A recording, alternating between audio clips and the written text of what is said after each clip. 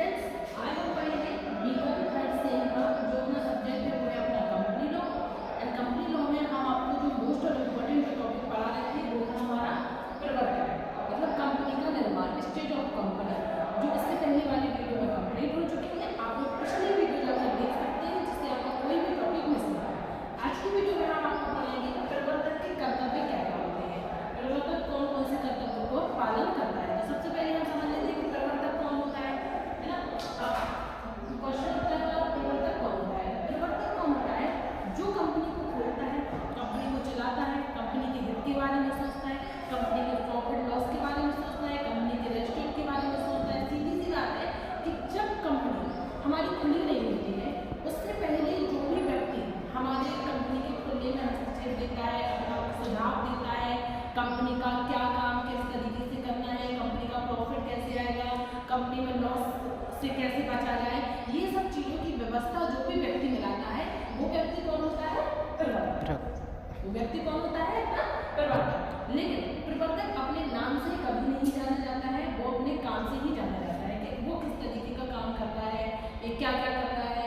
जैसे उसके बहुत सारे ऐसे काम होते हैं, जैसे लाभ का पता लगाना, संपत्ति क्या क्या लग रही है उसका पता लगाना, अपनी कॉस्ट को लगाना, गवर्नमेंट के पास कैसे हमारी कंपनी रजिस्टर्ड होगी तो सीमा पास होगी।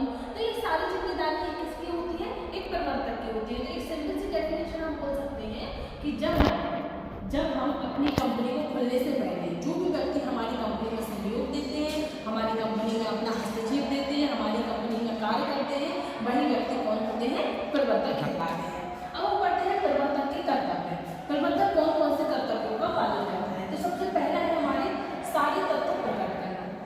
देखो प्रवर्तक का ये कर्तव्य होता है कि सारे, चाहे वो लॉस हो, प्रॉफिट हो, अनुबंध हो, कॉन्ट्रैक्ट हो, सप्लाई हो, जितने भी उनके तत्व होते हैं, जितने तत्वों से हमारी कंपनी संचालित हो रही है, जितने सारे साधनों से हमारी कंपनी चल रही है, उन तत्वों को प्रकट करना, उन सारे तत्वों को प्रकट करना जिससे हमें कंपनी की स्थिति का पता लग सके कि भाई हमारी कंपनी में प्रॉफिट हो रहा है या लॉस हो रहा है, या हमारी कंपनी की प्रेजेंट टाइम स्थिति क्या है, कहीं हमारी कंपनी लॉस में तो नहीं चली गई, या हमारी कंपनी ज़्यादा प्रॉफिट कर रही है तो कितने % से कर रही है। तो ये सारी चीज़ों बात पता चल जाती है। तो पहला अपना जो है इनका कर्तव्य सारे तत्व, चाहे किसी भी प्रकार की हो, चाहे ह्यूमन कॉन्टैक्ट की हो, चाहे सप्लाई की हो, चाहे रॉ मटेरियल हो, सारे तत्वों को एक निश्चित रूप से प्रकट करना है ना।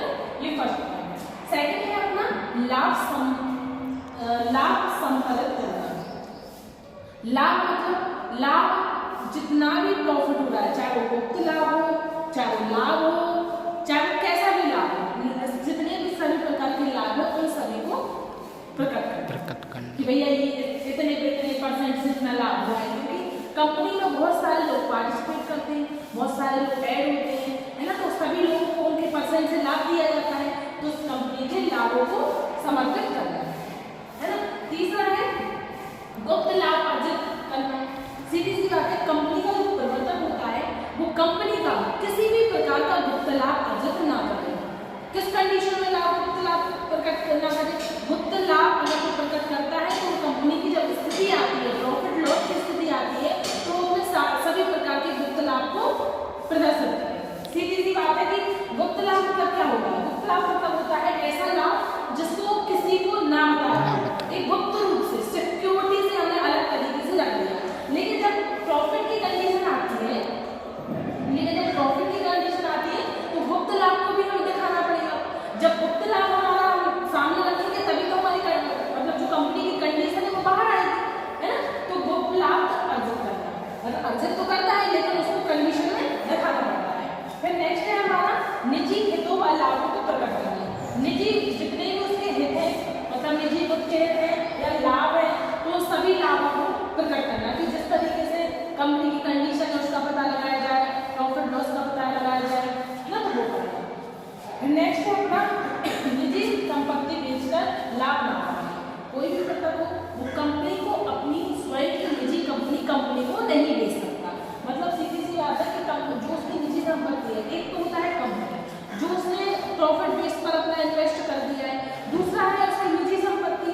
तो कंपनी मतलब जो प्रवर्तक होता है वो अपनी निजी संपत्ति को कंपनी को नहीं बेच सकता, ना उस निजी